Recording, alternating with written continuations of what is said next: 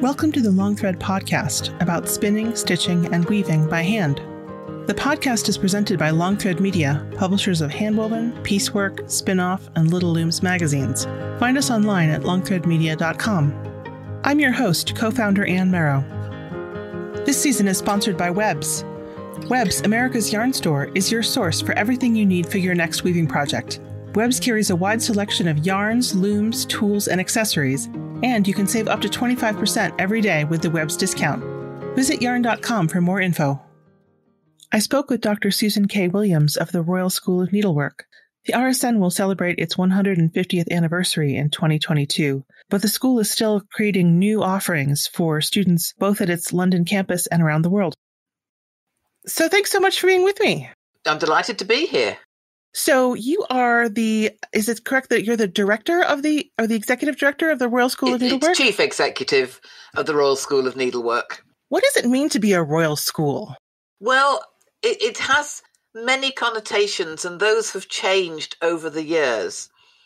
So we were originally founded in 1872, and one of the first people to get involved with us was Princess Helena, who was Queen Victoria's third daughter. And she was very active, and she was our president at the time. And then she persuaded her mother to become our patron. And as a result of that, in 1875, we were allowed to call ourselves the Royal School of Art Needlework, as we were then. So that was a great honour indeed. And Princess Helena was a very strong working princess. She really, she was our advocate, she was our fundraiser, she was our champion. She was very, very busy indeed. She had many causes that she worked with, but when she died, there were just really two that it came down to: ourselves and a nursing association, which she had also helped found. These were the ones that were the most important to her and that she gave an enormous amount of time to. Now, time passes, and we continued to have royal patronage from King and Queen at times, through to Queen Elizabeth II. So our longest serving monarch was better known to us as the Queen Mother, but she started as our president in 1923 and continued all the way, becoming patron later on, but continued all the way to 2002 when she died. So, very long-term supporter, and she was a very active and interested supporter. So, yes, she was with us a very long time. Then we were very fortunate that the Queen personally became our patron. That was rare because she did not take on many from her mother.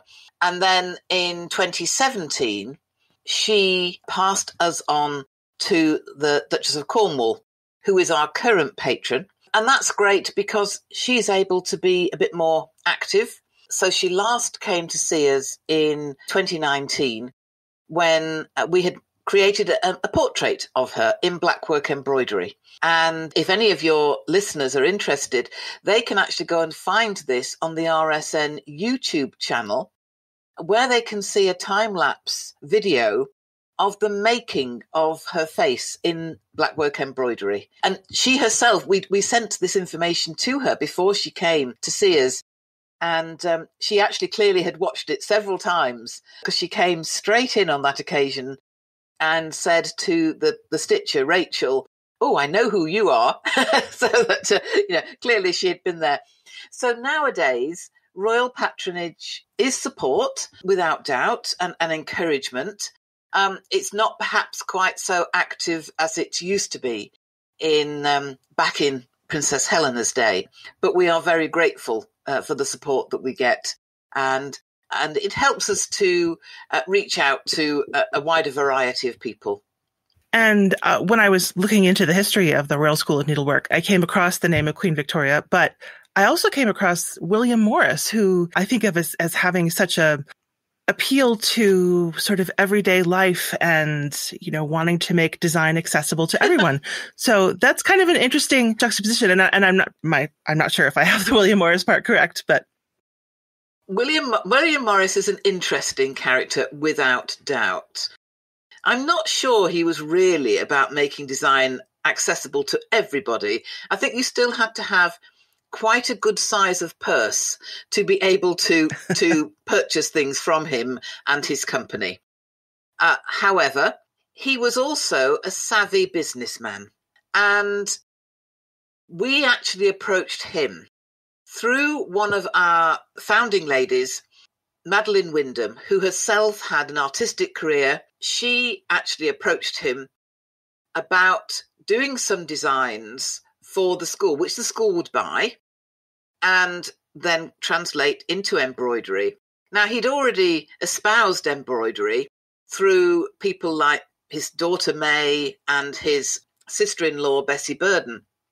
So he was well aware of embroidery and its role and potential value. But as a savvy businessman, one of the things that we offered was that we were going to go to the Philadelphia exhibition in 1876, and we were there going to take work by people like himself, Walter Crane, Selwyn Image, and he realised that this was a comparatively cheap way for him to get exposure in America.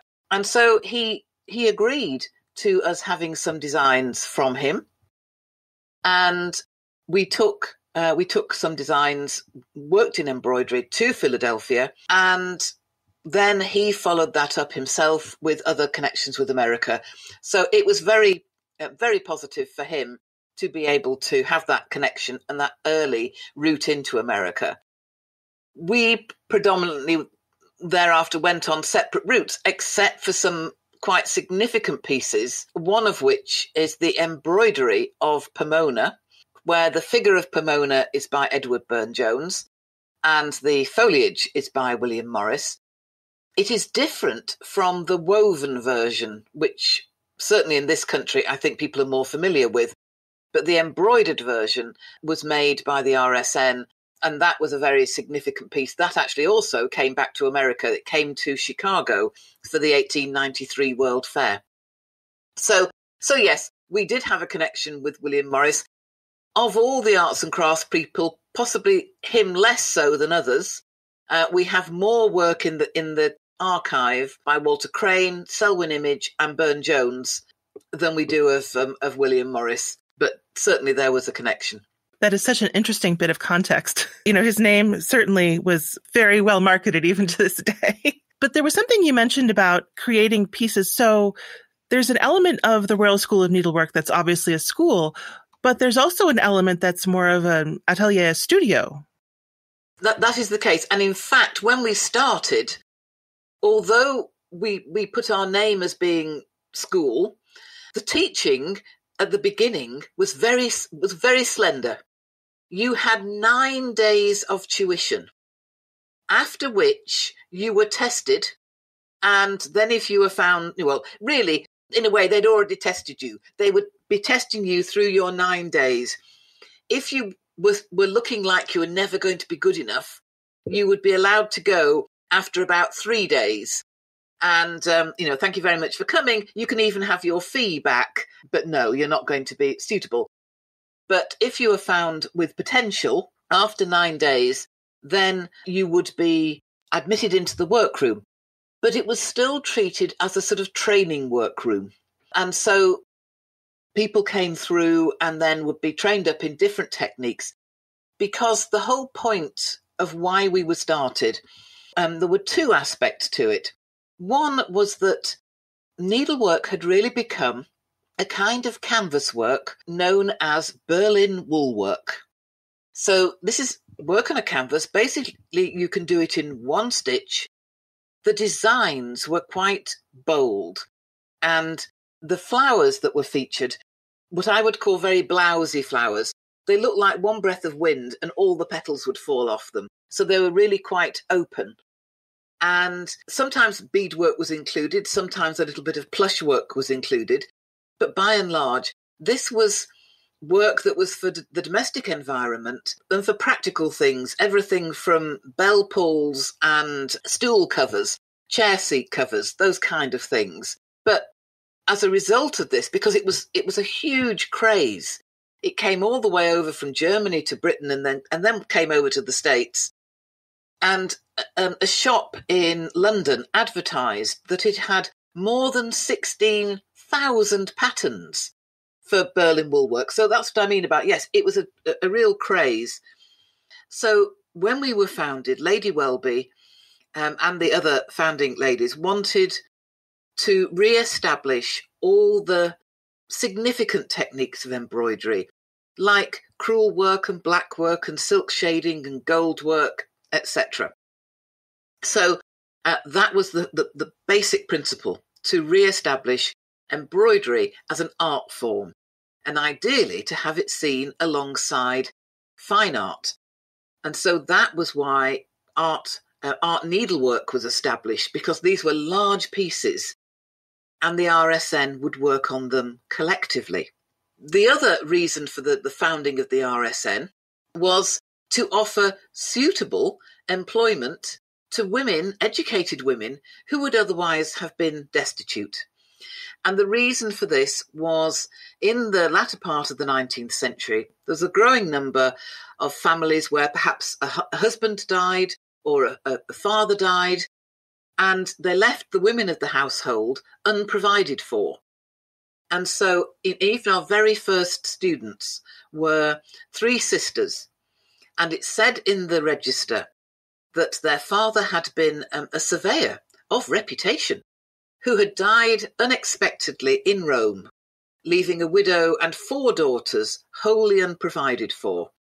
And so if they hadn't got family to fall back on, then they had to find a way of making their own living. And so by that stage, things like department stores had started. But we are talking about a class of ladies that perhaps a department store was not quite right for them. So this was a way of them making their own money.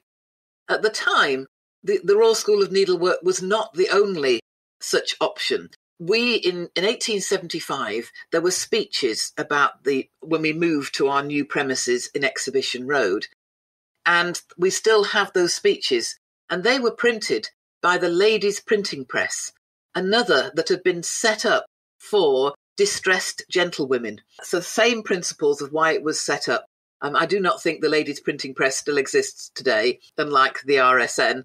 But yeah, we were not the only organisation doing that, because it was meeting a need at that time. So those were the founding principles of the RSN.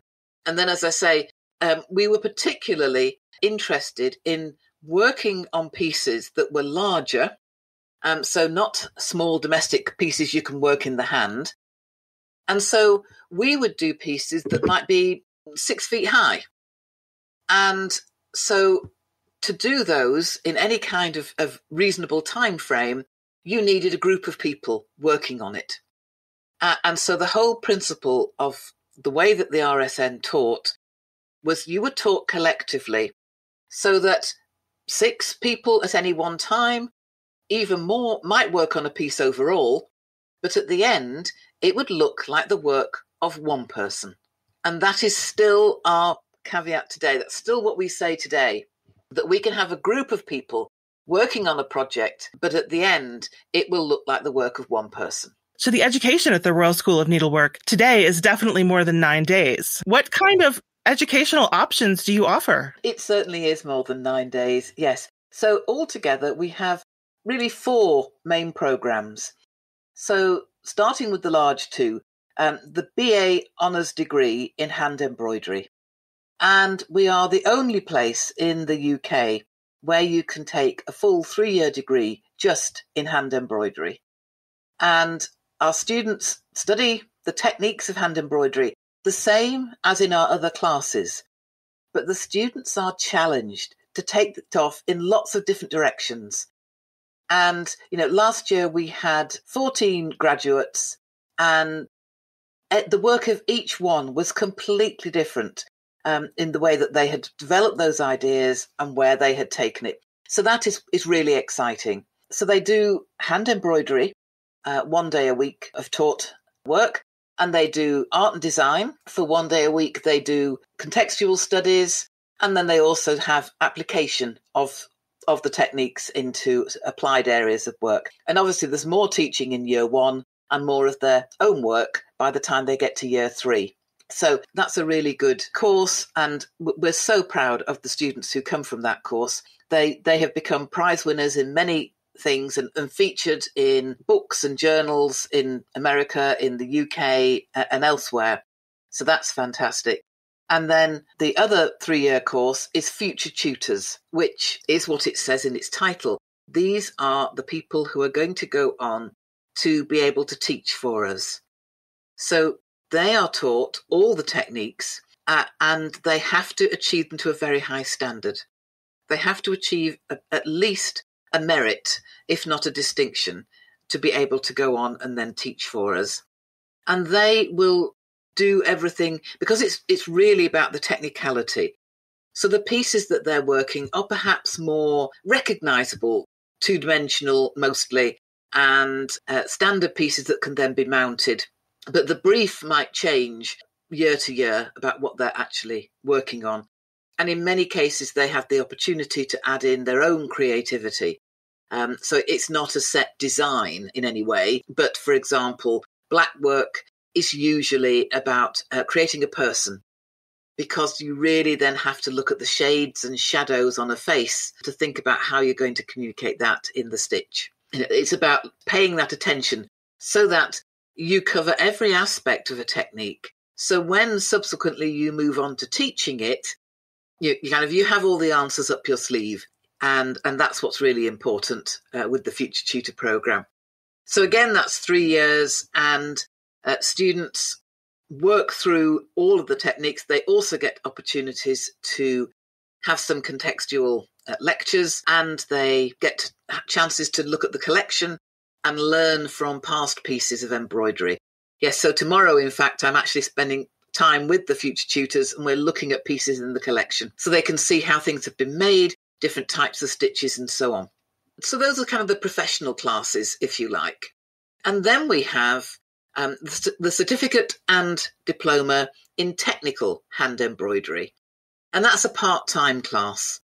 And people take that now from all over the world, because we offer that not just in the UK, but we offer it online. And so we worked over summer of 2020 to work out how best to offer it, because it has high technical standards, and we really wanted to make sure that we could communicate this online. So we split up the teaching, particularly of the first module. We split that up so there's more opportunity for people to get acclimatized to working in the RSN way. But that's been going really well. And we have been teaching people from, well, at the moment we've got people from all over America and Canada, across Europe, over to Australia and New Zealand, and a recent recruit from Chile. So we really are kind of covering the globe here with people who have signed up for that. And then finally, we have our short courses. So short courses are open to anyone, and they will vary in the length of time. So it might be anything from 2.5 to 3 hours, or it could be a series of classes. Last year, we launched something called Technical Tuesdays, which are, to us, Tuesday evening. To America, it would be kind of Tuesday afternoon. And it is a 2-hour class each week. And you do 3 terms of 10 weeks. And you go through a technique, and you really learn about different stitches of this technique. So you'll learn 30 stitches across the year, as well as some of the history of it, and again, looking at pieces in the collection in more detail. So we've currently got black work and Jacobean crewel work running for that, and then we'll be launching another one next September. We'll launch a third one. So, and that just, again, plays to our strengths of having teachers all taught to the same level and being able to have that technical expertise. So we bring that together. But we have lots of fun classes. We've got some Christmas brooches coming up, which are just little small brooches you can make. And each one is just a bit of fun, and you can imagine you could keep these year after year and bring them out again every year to wear them. And it would just remind you of taking a class, so they're a stocking and a snowman and a fairy, things like that. So great fun pieces. So for us, hand embroidery, particularly for the short courses, it's not about being over serious. It's about having fun and enjoying the stitch. And then next summer, we will be having our international summer school. We had our first one online this last summer, very successful. And next year, it will, of course, be our anniversary summer school. So we're thinking of special things for that.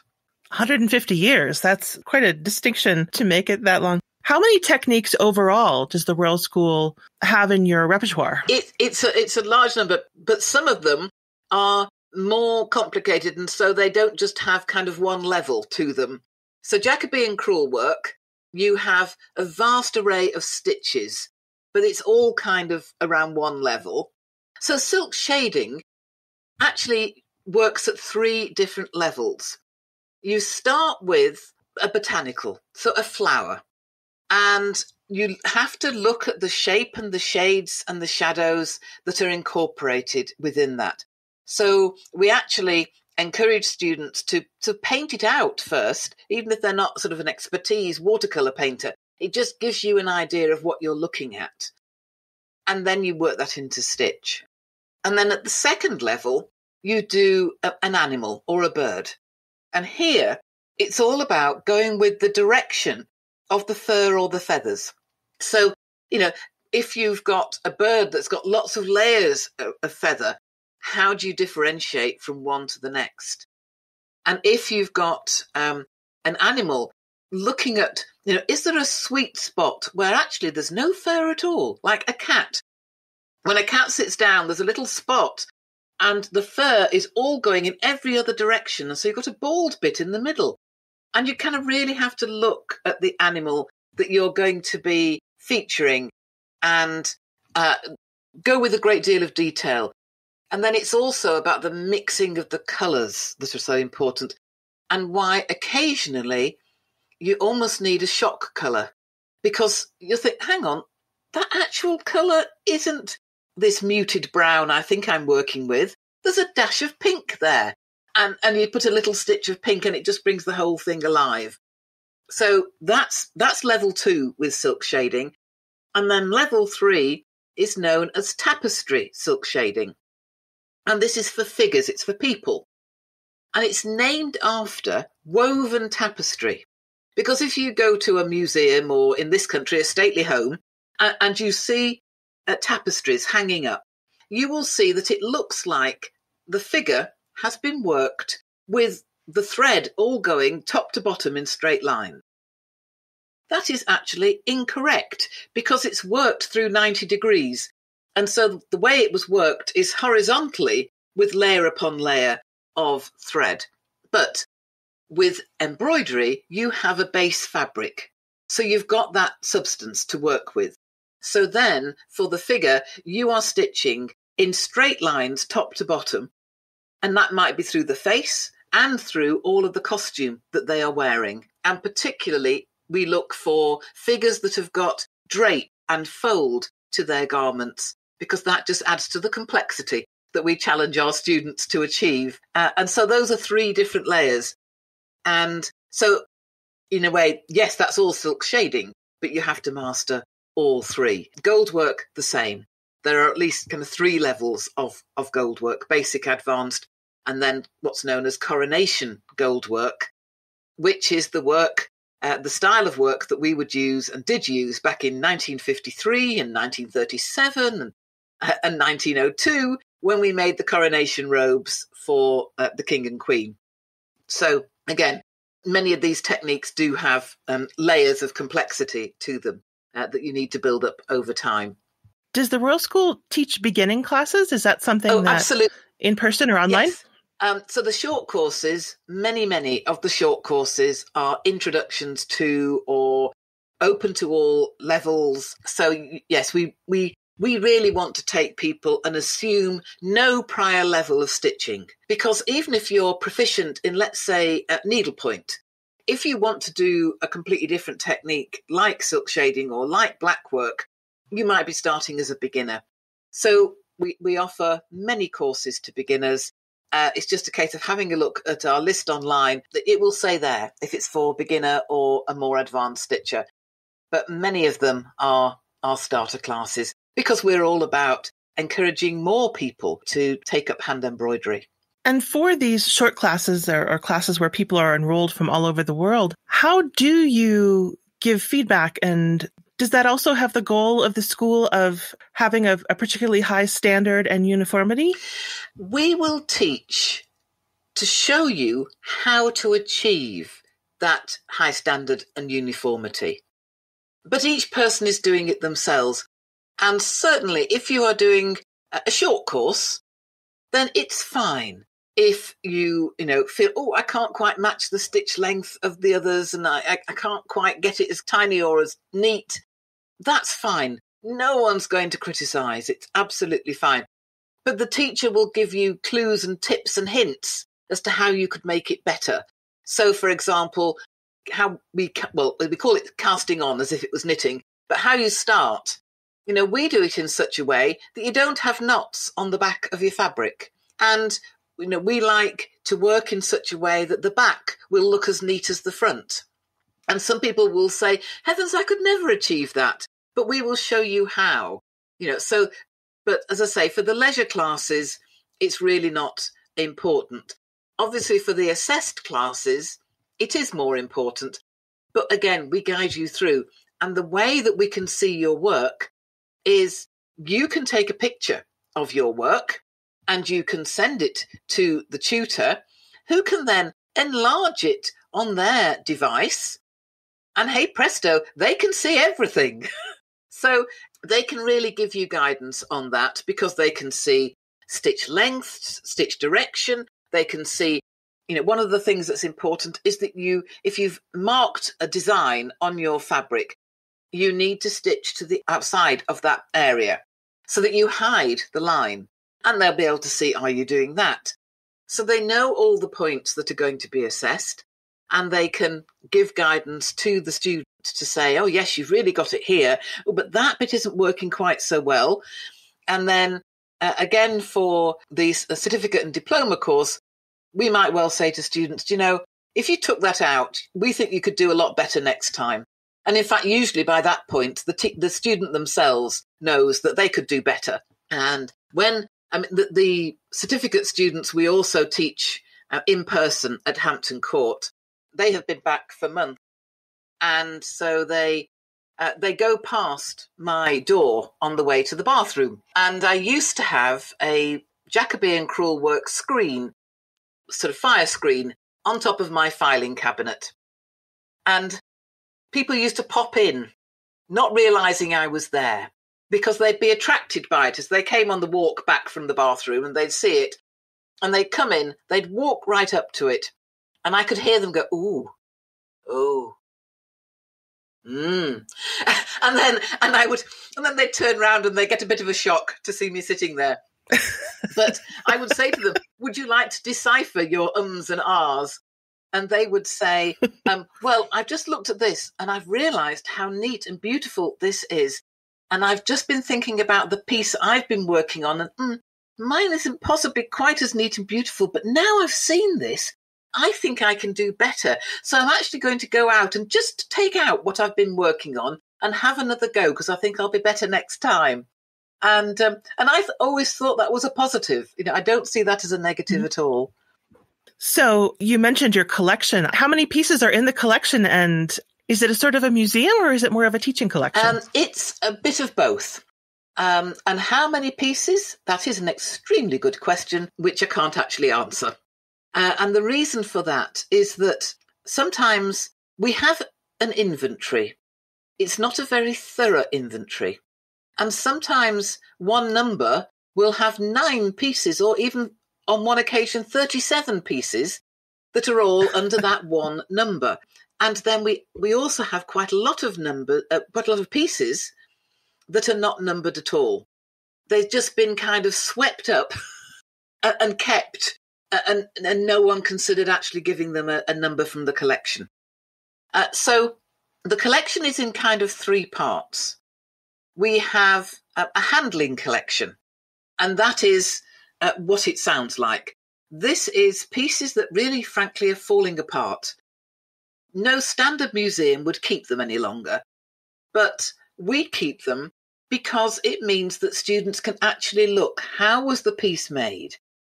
What story can it tell me? What is there in here about how the stitches were made? How can I look at that? So that's really useful to them. And in fact, I've just accessioned a new piece into the handling collection. And I was talking to the future tutors about it yesterday, because at first glance, it's a girl's dress, and it's silk underneath, and it's got a net overlayer with some embroidery on it. And you might think, oh, end of story. And then you start literally, as it were, unpacking it and realise, no, the net is in 3 different sections. And these have been made in different ways, and they are from different types of net. So the one in the middle is handmade net with Carrick-Macross style motifs stitched on. The top and bottom ones are machine-made net with stitching directly onto the net, probably by a machine. And then at the bottom of this dress, on the underlayer, someone had stitched on an extra bit of fabric. It's a kind of machine knitted fabric, and it has been appallingly stitched on by somebody who really, skill was not their middle name at all. So it's just, the stitches are huge and completely out of proportion, but just stitching it on. And it's not even stitched on straight or anything like this. And then you look at the top layer where the sleeves are, and you suddenly realise that the net layer, the shoulders are much broader. And then when you look at the original dress, the shoulders were much narrower. Clearly what has happened here is that somebody has tried to make this dress bigger for a girl that has grown up. So still using the core fabric. It was expensive, can't throw it away. Oh, but look, we'll cobble it together with a bit of this and a bit of this. Oh, it'll be perfect. It'll look lovely. You're fine. So, great to go into the handling collection as a teaching piece, as for people to look at. Then we have our teaching collections, and those are in, I would say, back in terms of your previous question, how many techniques? We probably think of as 8 as the core techniques, where we have black work and white work and silk shading, gold work, etc., canvas stitches, and so on. And we have boxes from pieces in the collection that represent each of those techniques, some representing pieces that you would do as starter pieces and some a bit more advanced. But they're useful to bring out for when any of the students starts off, when the degree team, for example, when they start teaching black work, they bring out that box and then people see what black work was about. And particularly in terms of black work, they see what it used to be like, which is between the Tudor times and the 1950s. It was always an infill. So you'd do an outline shape and then infill. But we have now made it pictorial. So we've taken the same types of stitches, but worked them in a completely different way. So that's useful for the students to see. And then the third batch is the main collection. And those are pieces, they're very eclectic. We're a charity, a non-profit. So we've never had the money to buy our own pieces for the collection. What we have has been given. So some of it is really wonderful and some of it possibly not so wonderful, but we keep it all because our range is probably broader than many other institutions that only take the best. And we are actually trying to raise funds to digitise the collection so more people can get to see it. But it's very varied. We have lots of white work, so the underlayers that people used to wear, plus collars, christening robes for babies, shirts for ladies, blouses, when they used to have linen underlayers, lots of things like that. We have a clutch of 18th century gentlemen's waistcoats. We have some 17th century pieces, including a mirror frame, which is absolutely fabulous. Then we have quite a bit of gold work linked to church work as part of the collection. We have some royal pieces, some of which were made by members of the royal family, some of which were made for members of the royal family by the RSN, and for whatever reason, a piece has returned to us. And we have examples of the major techniques as well, so that, as I say, there's always something to look at for each of the techniques that we teach. You mentioned trying to digitize the collection. In addition to greatly expanding your online education, you are in the process of another really ambitious digital project. Can you tell me about the Stitch Bank? Yes, the RSN Stitch Bank was launched last month, and this has been, it's been some time in the making. We wanted to do it for a while, but it is in order to potentially conserve and preserve every stitch in the world. So, we have big ambitions. We may be a small organisation, but we don't have small ambitions. And so we have started by launching the first 150 stitches. There are many, many more, and more will be coming as we go through. The next batch will come up and so on. So we keep adding them. And the exciting thing is that hopefully it will give people ideas about new stitches that they can try. Well, new to them. Many of these are not new at all. And what will be really exciting is potentially to bring in stitches from past history. So last week I was talking to a lady who's found a medieval book which has stitches on it. And she has been unpacking what these stitches are. So we're going to get together so that we can add those onto the Stitch Bank, which will be fantastic. And then we want to work with different countries to bring in their stitches as well. There are some stitches like chain stitch, which has been all the way around the world and everybody has used it. And there are other stitches that may only be used in even pockets within certain cultures or certain countries. And we want to feature those as well. So we will continue adding to the stitches. And to help, because we're a non-profit, to help us fund this, we've been offering people the opportunity to adopt a stitch. And they can sign up to adopt it and send us the funding. And then when the stitch goes live, their name will be associated with the stitch, which I think is good fun. And again, it's all back to our mission of keeping the art of hand embroidery alive, because stitches are quite ephemeral. And particularly if you think about the vulnerability of a textile, that can go very quickly. And people then think, oh, well, we can't keep this. It's all destroyed, and throw it away, not realising that actually they've lost some knowledge of the stitches that are on there. And so this is why we want to preserve them all. So it's being put together for stitchers, for students, but also for curators and historians who we hope will find it useful. I think about textiles as objects, as material culture, but there's an element of stitching that's almost kind of like damp, in that once you've completed the stitch, all you have left is the item, but there was a motion involved. Absolutely. There's that whole process.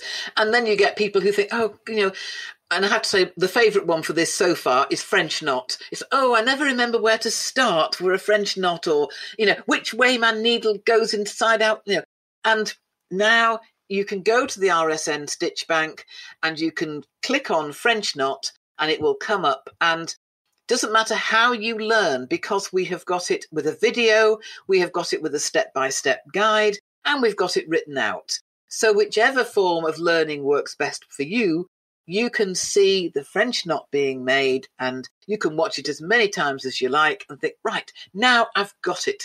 And then you can have a go. And so you can even gather stitches together for a project. So, and put those into a file for yourself, saying, right, I'm going to do a new project with these 10 stitches that I've never used before. And you can have your own little folder within it to be able to keep those together.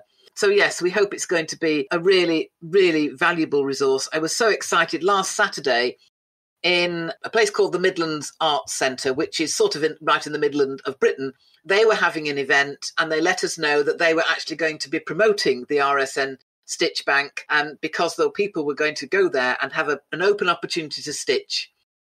And I thought that was terrific. And that's exactly what we want it for. You go and you reference it and then use it, and it will be great. And we've even had some support from groups in America and Canada who have supported it as an entity. And then some of them have done a project based on their stitch, which has been quite nice. I've taken some looks through it. I will have to go back and look at the French knot, which, like so many people, I find the very simple French knot to be very challenging. Getting the tension just right is the big trouble. You have studied there, is that right? No, I didn't study there. Yeah, I'm the chief executive, but my own research is in the area of colour in textiles. So that's the work that I do when I have any spare time, which it has to be said in recent time I've had no spare time, because I have been writing a book on the history of the RSN over the last 150 years, which will be published next year. And so that has taken every moment of my spare time between lockdowns and everything. But no, I have to say, it is a fascinating history. And, you know, how close we have got to the brink on several occasions and then been saved at the last minute by one thing or another. And, you know, again, with changing fashions, whilst we were never about embroidering for fashion per se, we were much more about embroidery for interiors. That very much has gone in and out of fashion. So, you know, we've done a whole myriad of things, but we have, you know, everything from airmen's wings to royal wedding dresses and arts and crafts panels to go alongside fine art in museums through to embroidered slippers. You know, so it's really a very varied range of what we do and have done. And we do lots of conservation. So there is a thing called a camper van. I don't know if that translates into America, but it's much, much, much tinier than a Winnebago. I can tell you that. But inside the camper van, we had one recently where all the seat covers were brought to us because this was a 50-year-old camper van, which was still pristine, apart from the fact a moth had got into the seat covers. And we actually restored the seat covers so that when the owner got them back, he couldn't tell where the moth had been biting, you know, and because it looked so much like it was completely rebuilt. So, yes, you know, the work that we do is very varied. You know, it can be on samplers, it can be on uniforms, it can be on military pieces, it can be on church pieces. And, you know, we just rise to it and bring in the team that's necessary for each individual project. You mentioned that you're not into fashion, but on the other hand, there's a fashion right now for needlework as self-expression. And so when I look at your website, I see a lot of people who are creating things like selfies that they've stitched or sassy cross stitch. And so I was kind of interested in the parallel between the collective stitching experience and using stitching as a mechanism for expressing yourself. Yes, absolutely. The selfie project is fascinating. That's a project that we initiated for schools. And it came about because a few years ago on our degree programme, we gave a handkerchief to first-year degree students and said, do a stitched portrait of yourself and something about where you're from. And one of them did herself, but she, instead of where she was from, she did where she was, which was Hampton Court. And it was an absolutely great portrait. You know, she held it up in front of her face, and you know, it was almost a case of going, "That's Beth." Whether she takes it down, it's exactly the same. And so there was that, and there were a couple of others that I came across that I found, and I just thought, you know, certainly in this country, young people today seem to be attached to their cell phones. You know, they're always in their hand, they're always twiddling with the buttons. Wouldn't it be great to give them something that's an opportunity for expression that is calmer, quieter, less demanding, and certainly less critical than having their phone in their hand all the time? So we came up with this Stitch a Selfie project, and we sent out to many of the schools that applied a kit of materials, which was sponsored by one of our livery companies. And This went with hoops and bags and even sieves, because we had the fun of you can stitch a portrait on a sieve, as in a kitchen sieve that you would sieve your pasta in. And so we said, all of these things and materials, and we just gave them ideas and inspiration, but we left it with them to see what they wanted to do. And that brought back quite a lot of interesting things. So they could have blue hair in the portrait. They could, make it as creative and as fun as they wanted. The idea was simply to put down their iPhone or their cell phone and pick up a needle and thread. And that has really burgeoned. It's really spread. And we get wonderful stories back from teachers telling us that, well, my favourite is that one teacher told us, my co-teachers are jealous because they walk past my class and it's so quiet and everybody's getting on with their stitching, because as we know at the RSN, if you're really focused on your stitching, it's very therapeutic, because that's where your focus is, and other parts of mind and body can heal. So it's really, really good. And they don't notice they're being quiet. They're just getting on with and really enjoying what they're getting on with. And since then, we've expanded it so that instead of a portrait, you can perhaps do a mantra. So perhaps a word or a phrase that makes you feel good. And you can stitch that, and then you can keep that with you. So if you're having a bad day, you just get that out and have a little look at it, and it makes you feel better. And we think that's a very positive way for students to be able to work. And it doesn't just have to be students. It can be anybody can stitch that and have their own little mantra. But it is this act of stitch. And as I say, the RSN has known for a very long time, even back to the First World War, that stitching was therapeutic, and that it allows other parts of you to heal while you are stitching, or to calm down, or just to be more relaxed. And that is really good. And so with our schools project, people, at one end, they're working with people who find education challenging. And at the other end, they're working with those who are academically gifted. Both of them need a bit of relaxation at a time. And so they work with them, and it's really proved its worth. So we're expanding that further.